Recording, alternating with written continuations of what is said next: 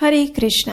गर्ग संहिता में कहा गया है, नागानां च यथा शेषः पक्षिणां गरुडो यथा देवानां च यथा विष्णुर्वर्णानां ब्राह्मणो यथा वृक्षाणां च यथा अश्वत्थ पत्राणां तुलसी यथा व्रतानां च तथा गोप्यो वरा च एकादशी तिथिः।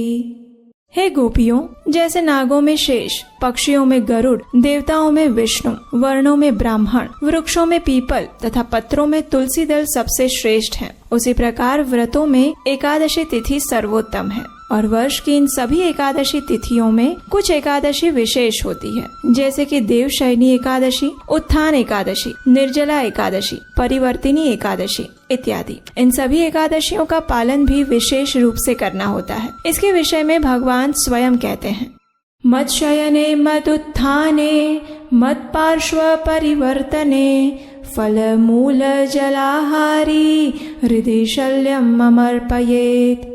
अर्थात शयन एकादशी या उत्थान एकादशी, पार्श्व परिवर्तन एकादशी पर फल फूल मूल यहाँ तक कि जल ग्रहण करने वाला व्यक्ति भी मेरे हृदय को मानो भाले से भेद देता है। जब भगवान स्वयं इस देवशयनी एकादशी का इतना गुणगान कर रहे हैं तो हम समझ सकते हैं कि हमारी भक्ति के लिए ये कितनी महत्वपूर्ण होगी। प्रत्येक वर्ष आषाढ़ मास के शुक्ल पक्ष में आने वाली देवशयनी एकादशी के दिन ही भगवान श्री हरि 4 मास के लिए अपनी योग निद्रा में चले जाते हैं। हालांकि ये भगवान की एक दिव्य लीला ही है और इस समय के अंदर हमें अधिक से अधिक आध्यात्मिक कार्य करने के लिए कहा गया है।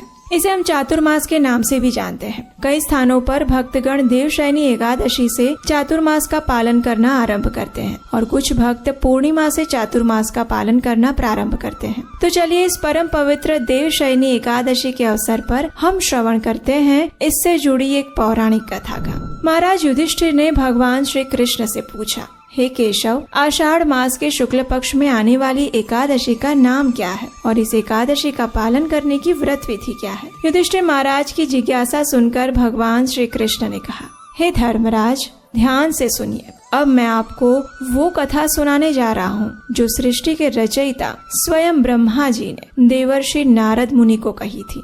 अब देखिए, जैसा कि आप जानते हैं, परम वैष्णव नारद मुनि सदैव ही लोक कल्याण हेतु भिन्न भिन्न लोकों में विचरण करते रहते हैं और करुणामयी वे सदैव सामान्य बद्ध जीवों के उद्धार हेतु प्रयासरत रहते हैं। ऐसे ही जन कल्याण की जिज्ञासा लेकर एक दिन देवर्षि नारद मुनि पहुंच गए अपने पिता ब्रह्मा जी के पास। वहां जाकर उन्होंने पूछा, हे पिताश्री, आषाढ़ मास के शुक्ल पक्ष में कौन सी एकादशी आती है और किस प्रकार वह भौतिकता में लिप्त बद्ध जीवों का उद्धार कर सकती है? नारद मुनि का प्रश्न सुनकर ब्रह्मा जी ने कहा, हे मेरे प्रिय पुत्र, भगवान श्री हरि की प्रिय एकादशी से अधिक मंगलमय अवसर क्या हो सकता है? जो भी व्यक्ति एकादशी का अनादर करता है वो नरकगामी बनता है। आषाढ़ मास के शुक्ल पक्ष में आने वाली एकादशी को शयनी एकादशी या फिर पद्मा एकादशी के नाम से जाना जाता है। इसके विषय में अब मैं तुम्हें एक पौराणिक कथा सुनाता हूँ।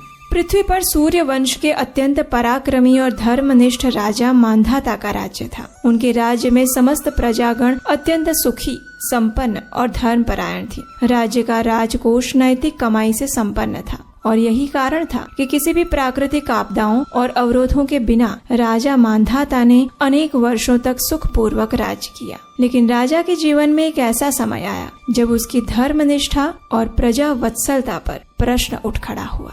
लगातार 3 वर्षों तक राज्य में वर्षा की एक बूंद नहीं गिरी और संपूर्ण राज्य अकाल की आंधी में लिपट गया। इन 3 वर्षों में अन्न और फल का एक दाना भी नहीं उगा। अब देखिए, ऐसे समय में प्रजा का तो एक ही सहारा होता है और वो है राजा। इसलिए सभी प्रजागण राजा मांधाता के पास पहुंच गए। उनसे प्रार्थना करते हुए कहने लगी, हे राजन, आपने सदैव हमारे हित के लिए विचार किया है। कृपया वर्षा और अन्न के अभाव में इस विषम स्थिति में हमारी रक्षा करें। हम आपकी शरण ग्रहण करते हैं। प्रजा की इस आर्द्र प्रार्थना को सुनकर राजा ने कहा, शास्त्रों में वर्णित है कि यदि कोई राजा अधर्म का अनुसरण करता है तो उसका दंड उसकी प्रजा को भुगतना पड़ता है। मैं अपने भूत और वर्तमान पर गहरा चिंतन करता हूँ, लेकिन मुझे अपना ऐसा कोई कर्म नहीं दिख रहा है। फिर भी प्रजा के हित के लिए मैं स्थिति का निवारण अवश्य करने जाऊंगा। इस प्रकार अपने मन में कुछ निर्णय करके राजा अपनी सेना और मंत्रियों के साथ वन की ओर चल पड़े। जंगल में अनेक ऋषि मुनियों के आश्रम से निकलते हुए अंत में राजा मांधाता महान तपस्वी ऋषि अंगिरा के आश्रम में पहुँचे। ध्यानस्थ अवस्था में बैठे हुए ऋषि की चारों ओर दिव्यता का प्रकाश पुंज फैला हुआ था। राजा ने ऋषि के पास जाकर दंडवत प्रणाम किया और ऋषि अंगिरा ने उन्हें आशीर्वाद देते हुए स्वयं के और राज्य के क्षेम कुशल के समाचार पूछे। राजा ने अत्यंत विनम्रता पूर्वक ऋषि को अपनी समस्या के विषय में बताया। राजा की इस विषम स्थिति को देखकर ऋषि अंगिरा ने कहा, हे राजन, वर्तमान सतयुग का समय धर्म के 4 स्तंभों पर स्थापित है। इस युग में मात्र द्विज ब्राह्मण को ही वैदिक तपस्या करने की अनुमति दी जाती है, लेकिन आपके राज्य में एक शूद्र है जो इस समय घोर तपस्या में संलग्न है। उसके इस आचरण के कारण ही तुम्हारे राज्य में वर्षा नहीं हो रही। इसलिए आप उस शूद्र को मृत्यु दंड दीजिए, जिससे कि आपके राज्य में पुनः वर्षा और सुख समृद्धि का आगमन हो सके। ऋषि की बात सुनकर राजा दुख पूर्वक कहने लगे, लेकिन ऋषिवर, मैं एक अपराध मुक्त तपस्वी को दंड कैसे दे सकता हूँ? नहीं, ये मुझसे नहीं होगा। कृपया आप मुझे कोई और मार्ग बताएं। आखिरकार राजा की प्रजा वत्सलता देखकर अंगिरा ऋषि अत्यंत प्रसन्न हुए। उन्होंने कहा, हे राजन, आप अपने परिवार और समस्त प्रजा सहित आषाढ़ मास के शुक्ल पक्ष में आने वाली शयनी या पद्मा एकादशी का नियम पूर्वक पालन करिए। इसके प्रभाव से आपके राज्य में प्रचुर मात्रा में वर्षा होगी। आपके भंडार धन धान्य से समृद्ध हो जाएंगे। ऋषि अंगिरा के वचन से संतुष्ट और प्रसन्न होकर राजा ने ऋषि को प्रणाम किया और अपनी सेना के साथ वापस अपने राज्य में आ गए। आषाढ़ मास के शुक्ल पक्ष में जब शयनी एकादशी आई तो राजा ने समस्त प्रजागण और अपने परिवार के साथ श्रद्धा और निष्ठा पूर्वक एकादशी व्रत का पालन किया। इस व्रत के पुण्य प्रभाव से राज्य में प्रचुर मात्रा में वर्षा हुई और संपूर्ण राज्य फिर एक बार धन धान्य से संपन्न हो गया। कथा का समापन करते हुए ब्रह्मा जी ने नारद मुनि से कहा, इसलिए हे नारद, ये व्रत समस्त जीवात्माओं को मुक्ति प्रदान करने वाला है।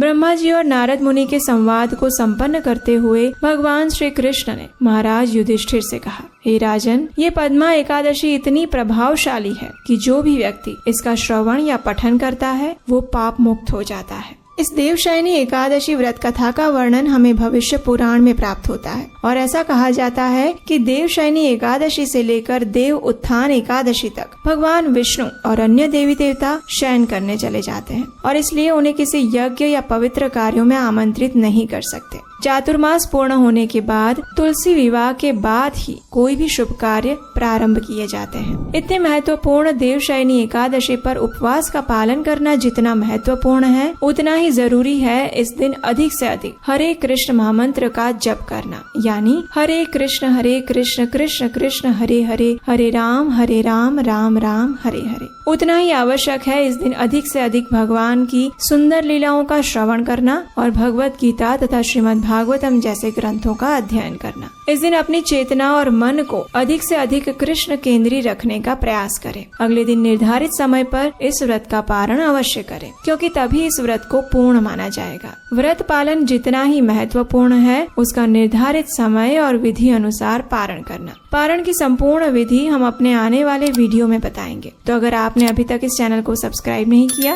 तो अभी कीजिए और आप हमारे व्हाट्सएप और टेलीग्राम ग्रुप से भी जुड़ सकते हैं, जहां हम एकादशी से पहले और एकादशी के दिन सारी अपडेट्स रेगुलर बेस पर देते रहते हैं। उसका लिंक नीचे डिस्क्रिप्शन में है। अगर आपको आज की यह कथा अच्छी लगी है और अगर आप भी इस सनातन धर्म के प्रचार कार्य में अपना हाथ बटाना चाहते हैं, तो आप हमें स्क्रीन पर दिए गए नंबर पर इस शुभ कार्य के लिए अपना आर्थिक योगदान भी भेज सकते हैं। आपके द्वारा दिए गए सहयोग से सनातन धर्म का प्रचार होगा और इसका पुण्य फल भी आपको मिलेगा।